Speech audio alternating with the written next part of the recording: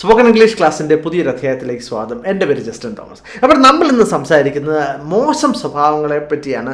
നമുക്കറിയാവുന്ന കുറച്ച് മോശം സ്വഭാവങ്ങളുണ്ടല്ലേ, സ്മോക്കിങ്, ഡ്രിങ്കിങ്, ഇതൊന്നും അല്ലാതെ പല മോശ സ്വഭാവങ്ങളും ഇംഗ്ലീഷിൽ നമ്മൾ പഠിക്കേണ്ടതായിട്ടുണ്ട്. അപ്പോൾ അത് ഏതൊക്കെയാണ്, നമുക്ക് മറ്റുള്ളവരോട് എങ്ങനെ അത് ചെയ്യരുത് എന്നൊക്കെ എങ്ങനെ പറയാം എന്നൊക്കെ നമുക്ക് ശ്രദ്ധിക്കാം. അപ്പോൾ തീർച്ചയായിട്ടും ഇതിന് ഞാൻ പ്രതീക്ഷിക്കുന്ന 1000 ലൈക്കാണ്. നിങ്ങൾക്ക് ഇഷ്ടപ്പെട്ടില്ലെങ്കിൽ ഡിസ്ലൈക്ക് ചെയ്യാം, അതും 1000ൻ്റെ കൂടെ കൂട്ടുന്നതാണ്. അപ്പോൾ തന്നെ പഠിച്ച ഒരു സെൻറ്റൻസ് എങ്കിലും നിങ്ങൾ തീർച്ചയായിട്ടും കമൻറ്റിൽ എഴുതുക, നമുക്ക് ശ്രദ്ധിക്കാം. അതുമായിട്ട് നഖം കടിക്കുന്ന ഒരു മോശം സ്വഭാവമാണല്ലേ. എങ്ങനെ നമുക്ക് പറയാൻ വേണ്ടി പറ്റും നഖം കടിക്കരുതെന്ന്? Don't bite your nails. എന്താണ് ഡോണ്ട് ബൈറ്റ് യുവർ നെയിൽസ്? അപ്പോൾ അവൻ എപ്പോഴും നഖം കടിക്കുമെന്ന് എങ്ങനെ പറയാൻ പറ്റും? He bites his nails all the time, അല്ലെങ്കിൽ ഹീ ബൈറ്റ്സ് ഹിസ് നെയിൽസ്. അത് അവൻ്റെ ഒരു സ്വഭാവമാണ് അല്ലേ. അപ്പോൾ നമുക്കെങ്ങനെ പറയാൻ വേണ്ടി പറ്റും? ഡോണ്ട് ബൈറ്റ് യുവർ നെയിൽസ്, നിൻ്റെ നഖം കടിക്കരുതെന്ന് പറയാൻ വേണ്ടി പറ്റും അല്ലേ. അല്ലെങ്കിൽ എനിക്ക് നഖം കടിക്കുന്ന സ്വഭാവം ഉണ്ടായാൽ എങ്ങനെ? I bite my nails. Okay, ഇപ്പോൾ നമുക്ക് ശ്രദ്ധിക്കുക, എന്താണ് ഡോണ്ട് ബൈറ്റ് യുവർ നെയിൽസ്, നഖം കടിക്കരുത്. നമുക്ക് അടുത്ത മോശം സ്വഭാവം എന്താണെന്ന് നോക്കാം.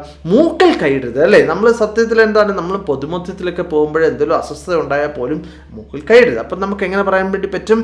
Don't pick your nose. Okay, pick the nose എന്നാണ് മൂക്കിൽ കൈയിടുക എന്ന് പറയുന്നത്. അപ്പോൾ മൂക്കിൽ കൈ ഇടരുത് എന്നങ്ങനെ പറയാൻ പറ്റും? Don't pick your nose. ഇനി അവൻ എപ്പോഴും മൂക്കിൽ കൈയിടാറുണ്ട് എന്നങ്ങനെ, he picks his nose all the time. അപ്പോൾ അല്ലെങ്കിൽ ഓൾ ദ ടൈം അവിടെ പറഞ്ഞില്ലെങ്കിലും കുഴപ്പമില്ല അല്ലേ. കാരണം എന്താണ്, അതൊരു ഹാബിറ്റിനെയാണ് സൂചിപ്പിക്കുന്നത് അല്ലേ. നമ്മളിത് പഠിച്ചതുമാണ്. എന്താണ് ഇപ്പം ഇങ്ങനെ പറയാണ്, ഹി പിക്സ് ഹിസ് നോസ് എന്ന് പറഞ്ഞാൽ എന്താണ്, അവൻ്റെ മൂക്കിൽ കൈയിടാറുണ്ട്, അവൻ്റെ ഒരു സ്വഭാവമാണത് എന്നാണല്ലേ നമ്മൾ. കാരണം എന്താണ്, അത് സിമ്പിൾ പ്രസൻറ്റ് ടെൻസ് ആണല്ലേ. സിമ്പിൾ പ്രസൻറ്റ് ടെൻസ് നമ്മൾ 3ാമത്തെ ചാപ്റ്ററിൽ പഠിച്ചതുമാണല്ലേ, വളരെ വിശദമായിട്ട്. അപ്പോൾ നിങ്ങളത് പഠിച്ചിട്ടില്ലെങ്കിൽ തീർച്ചയായിട്ടും 1ാമത്തെ ചാപ്റ്റർ തൊട്ട് കാണുക, അപ്പോൾ നിങ്ങൾക്ക് മനസ്സിലാകും. അപ്പോൾ നമുക്ക് ആരുടെയെങ്കിലും, നമ്മുടെ കുട്ടികളോ ആരൊക്കെയാണെങ്കിൽ നമുക്ക് എന്ത് പറയാൻ വേണ്ടി പറ്റും? Don't pick your nose, don't pick your nose. ഇനി അടുത്തത് മൂക്ക് വലിക്കുക. ഇതെങ്ങനെയാണെന്ന് വെച്ചാൽ, ഇപ്പോൾ ചിലരിങ്ങനെ ഈ മൂക്കിൽ ഇങ്ങനെ ഒത്തിരി ഇങ്ങനെ മൂക്കളെല്ലാം ആയി കഴിയുമ്പോഴത്തേനും ഇങ്ങനെ വെക്കാറില്ലേ അല്ലേ. അത് വളരെ മോശമായിട്ടുള്ളൊരു സ്വഭാവമാണ്. അപ്പോൾ നമുക്ക് എന്ത് പറയാൻ പറ്റും? Don't sniff. സ്നിഫ് എന്നാണ് അതിന് പറയുന്നത്. എന്താണ് സ്നിഫ്? അപ്പം നമുക്ക് അങ്ങനെ ചെയ്തെന്ന് അങ്ങനെ പറയാൻ വേണ്ടി പറ്റും? Don't sniff, don't sniff. എന്താണ് ഈ സ്നിഫ് എന്ന് പറഞ്ഞാൽ? എന്താണ് ഇങ്ങനെ വെക്കത്തില്ലേ അല്ലേ, മൂക്ക് ഇങ്ങനെ നിറഞ്ഞിട്ട് ഇങ്ങനെ വെക്കുന്നതിനാണ് അല്ലേ. അപ്പോൾ അവൻ അങ്ങനെ മൂക്ക് വലിക്കാറുണ്ടെന്നങ്ങനെ പറയാൻ വേണ്ടി ഹി സ്നിഫ്സ്. ഇനി മൂക്കള എന്നുള്ളതിന് ഇംഗ്ലീഷിൽ എന്താണ് പറയുന്നത്? മ്യൂക്കസ് എന്ന് പറയാം, അല്ലെങ്കിൽ ബൂഗർ എന്നും പറയാറുണ്ട്. ബൂഗർ. ഓക്കെ, അപ്പോൾ മൂക്ക് വലിക്കരുത്, ഡോണ്ട് സ്നിഫ്. എന്താണ് ഡോണ്ട് സ്നിഫ്? അവൻ മൂക്ക് വലിക്കാറുണ്ട്, എന്താണ് ഈ സ്നിഫ്. ഞൊട്ട വിടരുത്. ശ്രദ്ധിക്കുക, നമുക്കത് അത്ര വലിയ പ്രശ്നമൊന്നുമില്ല. പക്ഷേ ഇത് നമ്മൾ പൊതുമധ്യത്തിലൊക്കെ പോകുമ്പോൾ, അല്ലെങ്കിൽ മറ്റ് കൾച്ചറിലുള്ളവരുമായിട്ടൊക്കെ ഇടപഴകുമ്പോൾ ഇത് നല്ല ഒരു ഹാബിറ്റിൽ നമ്മളിപ്പോൾ ഇങ്ങനെയൊക്കെ വിടാറില്ല അല്ലേ, ഇങ്ങനെ ഞൊട്ട അല്ലേ. ഇതിന് എന്താണ് പറഞ്ഞത്? ക്രാക്ക് ദ നക്കിൾ എന്നാണ് പറഞ്ഞത്. ക്രാക്ക് ദ നക്കിൾ എന്താണ്? ഈ ഞൊട്ട വിടുന്നതിനാണ്. അല്ലെ ഇങ്ങനെ കൊടുക്കത്തില്ലേ അല്ലേ, ഇങ്ങനെയൊക്കെ വെച്ചാൽ ഇതിനാണ് ഞൊട്ട വിടുക അല്ലേ. മറ്റ് ചില കൾച്ചറിലൊക്കെ ഇത് വളരെ മോശമായിട്ടുള്ള ഒരു സ്വഭാവമായിട്ടാണ് കണക്കാക്കുന്നത്. നമുക്കത് പ്രശ്നമൊന്നുമില്ലേ. അപ്പോൾ നമുക്ക് അങ്ങനെ ചെയ്യണമെന്നുള്ളത് നമുക്ക് മനസ്സിലായല്ലോ. അപ്പോഴെന്താണ് don't crack your knuckles, don't crack your knuckles എന്ന് പറഞ്ഞാൽ ഞൊട്ട വിടരുത്. പൊതുമധ്യത്തിലാണല്ലേ. I crack my knuckles when I get nervous അല്ലേ. നമ്മളെന്താണ്, നമുക്ക് ശ്രദ്ധിക്കുന്ന ഒരു കാര്യമില്ല. നമ്മൾ നെർവസ് എന്ന് പറഞ്ഞാൽ എന്താണ്?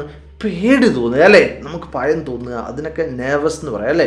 അല്ലെങ്കിൽ പരിഭ്രാന്തരാകുക, അല്ലെങ്കിൽ നമുക്കിപ്പോൾ നെർവസ് സാധാരണ ഉണ്ടാകുന്നത് നമുക്കൊരു ഇൻ്റർവ്യൂ ആണ്, അല്ലെങ്കിൽ ഒരു എക്സാമാണ്, നമുക്കൊരു പേടി ഉണ്ടാകത്തില്ല, ഒരു ഭയം, അതിനാണ് നെർവസ് എന്ന് പറയുന്നത് അല്ലേ. I crack my knuckles when I get nervous. അതെൻ്റെ ഒരു സ്വഭാവമാണ് അല്ലേ. പക്ഷെ അങ്ങനെ ചെയ്യരുത്. കറക്റ്റ്, ഞൊട്ട വിടരുത് എന്നെങ്ങനെ പറയാൻ പറ്റും? Don't crack your knuckle. Okay, ഇവിടെ ശ്രദ്ധിക്കുക, കെ സൈലൻ്റ് ആണ്, ശ്രദ്ധിക്കുക. ഓക്കെ, ഇതിൻ്റെ പ്രൊനൗൺസിയേഷൻ എന്താണ്?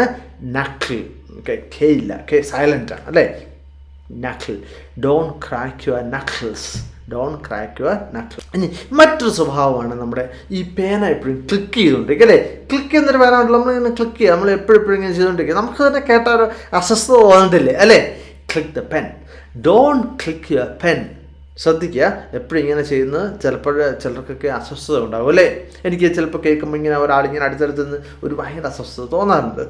ചിലപ്പോൾ അങ്ങനെ പലർക്കും നമുക്കെല്ലാം ചിലപ്പോൾ തോന്നും, ചിലർക്ക് ഞൊട്ടപ്പെടുമ്പോഴായിരിക്കും അല്ലേ.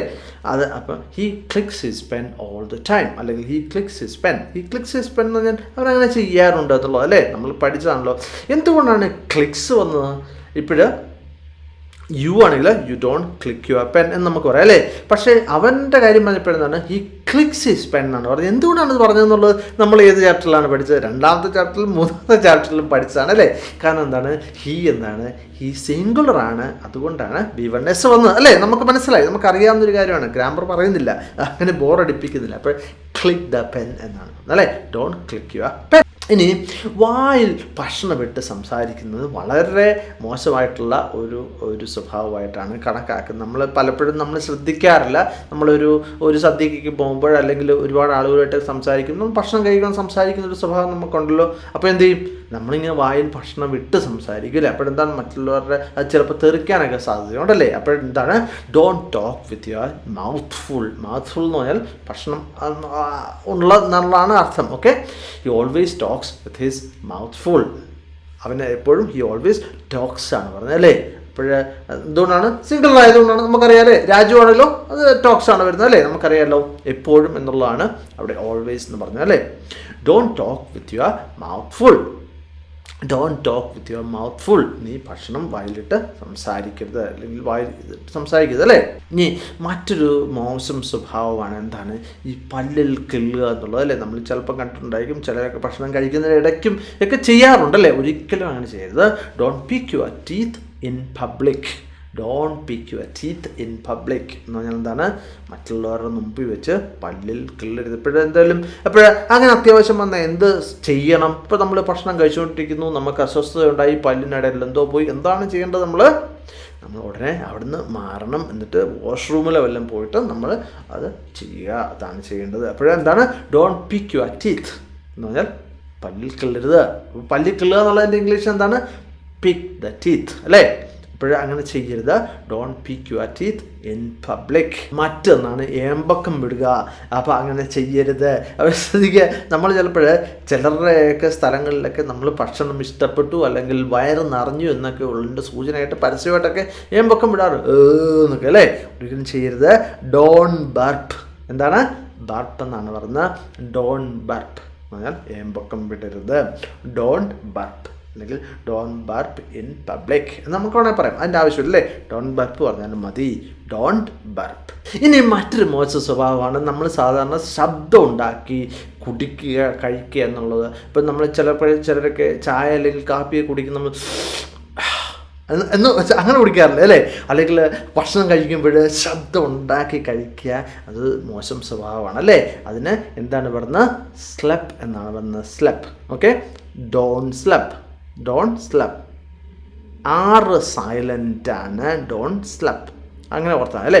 ഡോണ്ട് സ്ലെപ്പ് എന്ന് പറഞ്ഞാൽ ഒച്ച ഉണ്ടാക്കി കഴിക്കുക അല്ലെങ്കിൽ കുടിക്കുന്നതിനാണ് സ്ലെപ്പ് എന്ന് പറയുന്നത്. ഓക്കെ, സ്ലെപ്പ്. അപ്പോൾ നമ്മൾ അങ്ങനെ ചെയ്യരുതെന്ന് അങ്ങനെ പറയാൻ പറ്റും. Don't slept. ഡോണ്ട് സ്ലെപ്പ്. അപ്പോൾ നിങ്ങൾക്ക് ഇത് മനസ്സിലായെന്ന് ഞാൻ കരുതുകയാണ്. ഇഷ്ടപ്പെട്ടെങ്കിൽ ലൈക്ക് ചെയ്യുക.